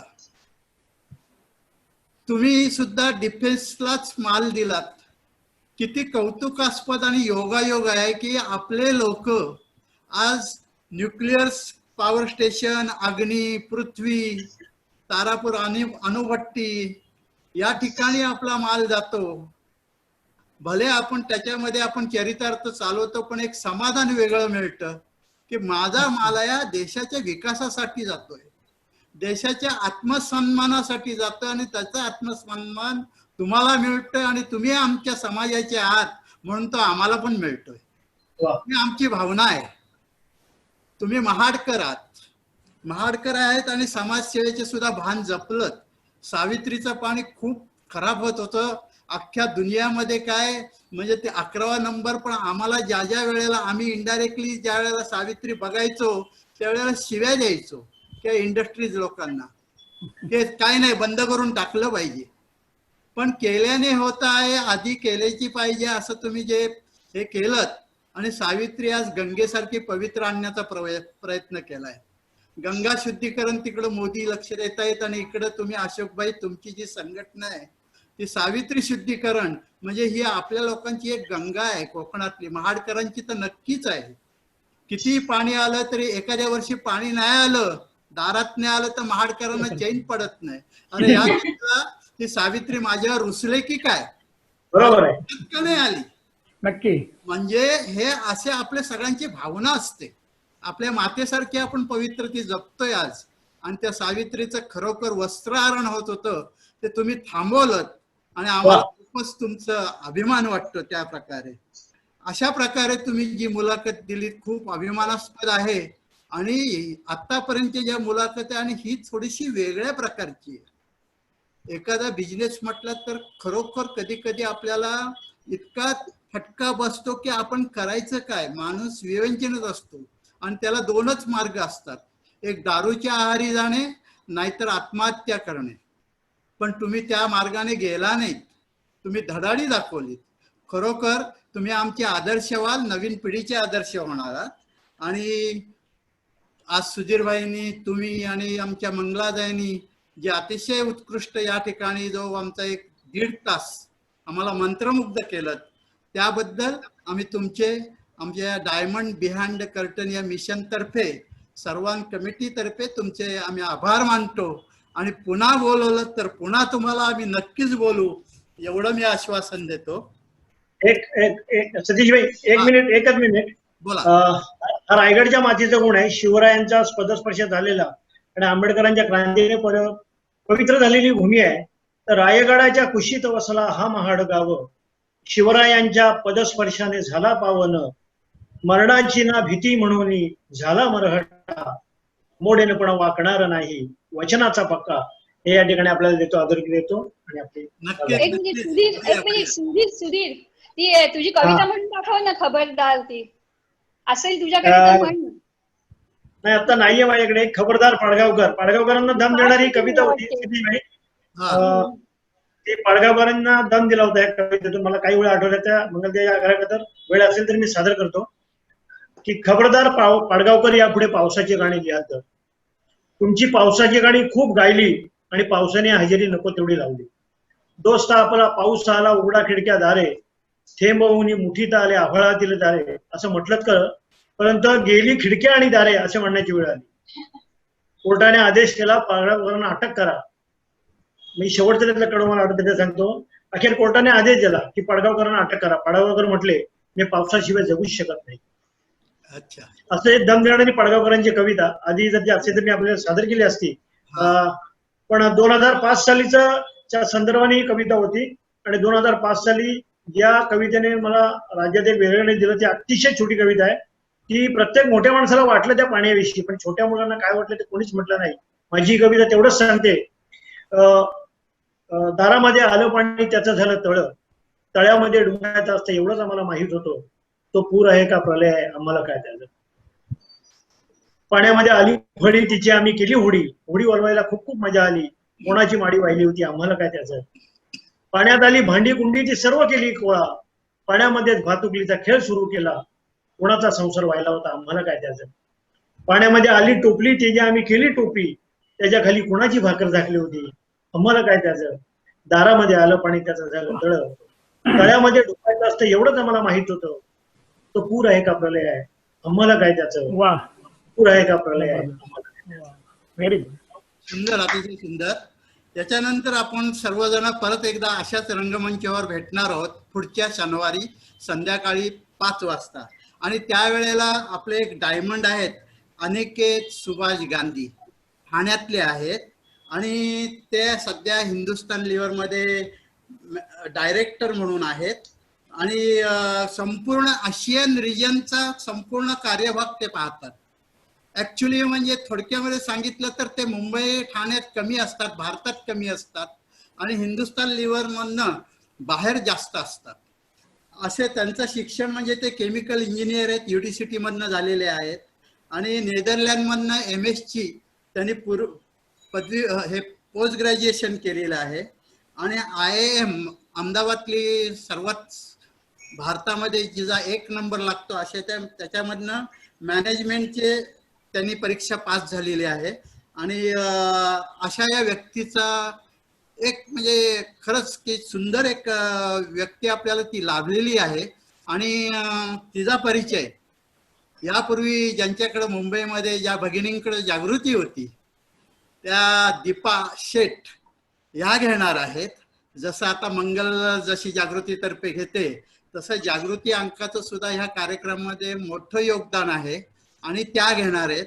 तेव्हा सर्वांनी तो जरूर इंटरव्ह्यू पहा. त्यानंतर रविवारमध्ये प्लंबिंग क्षेत्रातील एक नावाजलेली व्यक्ती आपल्या समोर येणार आहे, सौरभ अशोक शेठ. आणि ते वारसानुसार प्लंबिंगचे बरेचसे हा व्यवसाय त्यांनी वाढवलेला आहे. पण तो एवढा व्यवसाय वाढवला की त्याच्यामधले जे इन्स्ट्रुमेंट जे प्लंबिंग काम करता करता त्या फॅक्टरीतले जे काय असतात पाईप्स वगैरे ते एक्सपोर्ट ते करायला लागले आणि अनेक देशामध्ये ते प्लंबिंगचे पाईप आज एक्सपोर्ट करतायत. त्याच्यासाठी त्यांनी लायसन पण घेतलेलं आहे आणि हा प्रवास सुद्धा रोमांचकारक आहे. ते प्लंबिंग असोसिएशनचे पण सेक्रेटरी आहेत ऑल ओव्हर इंडियाचे. अशा प्रकारे ही जी माणसं आहेत हे आपल्याला माहिती नसतात. आपण फक्त म्हणतो अरे ते वाशीचे प्लंबिंग शेट म्हणजे ते प्लंबर काम करतात का. म्हणजे कसं माणूस असा विचार करतो. आता ते प्लंबर असो किंवा सोनार असो किंवा सुतार असो त्या क्षेत्रामध्ये तो टॉपला असतो, तोच हिरा असतो. आणि अशा या हिऱ्याची ओळख आपले मागच्या खेपेला एकदा ज्यांनी मुलाखत घेतली होती ते IIT इंजिनियर्स प्रदीप मेहता हे त्यांना सौरभला बोलकं करणार आहेत या प्लंबिंगच्या क्षेत्रातल्या माध्यमातून. कारण हा प्लंबिंगचा व्यवसाय आज आपली जी मुलं आहेत गावागावामध्ये त्यांनी जर का केला तर त्यातनं सुद्धा चरितार्थ उत्पन्न मिळू शकतं. म्हणजे हे जे आपली भावना आहे की ह्या मार्गदर्शनद्वारे काही थोड्या प्रमाणात आपली जी मुलं बेचैन झालेली आहेत त्यांना थोडंसं एक अंधुकसा का होईना एक प्रकाश दाखवावा असा या मिशनचा उद्देश आहे. मित्रांनो, तर भेटूया पुन्हा पुढच्या शनिवारी संध्याकाळी 5 वाजता. तोपर्यंत शक्यतो घरी राहा, कारणाशिवाय बाहेर जाऊ नका आणि सुरक्षित राहा. Thank you very much. धन्यवाद. धन्यवाद.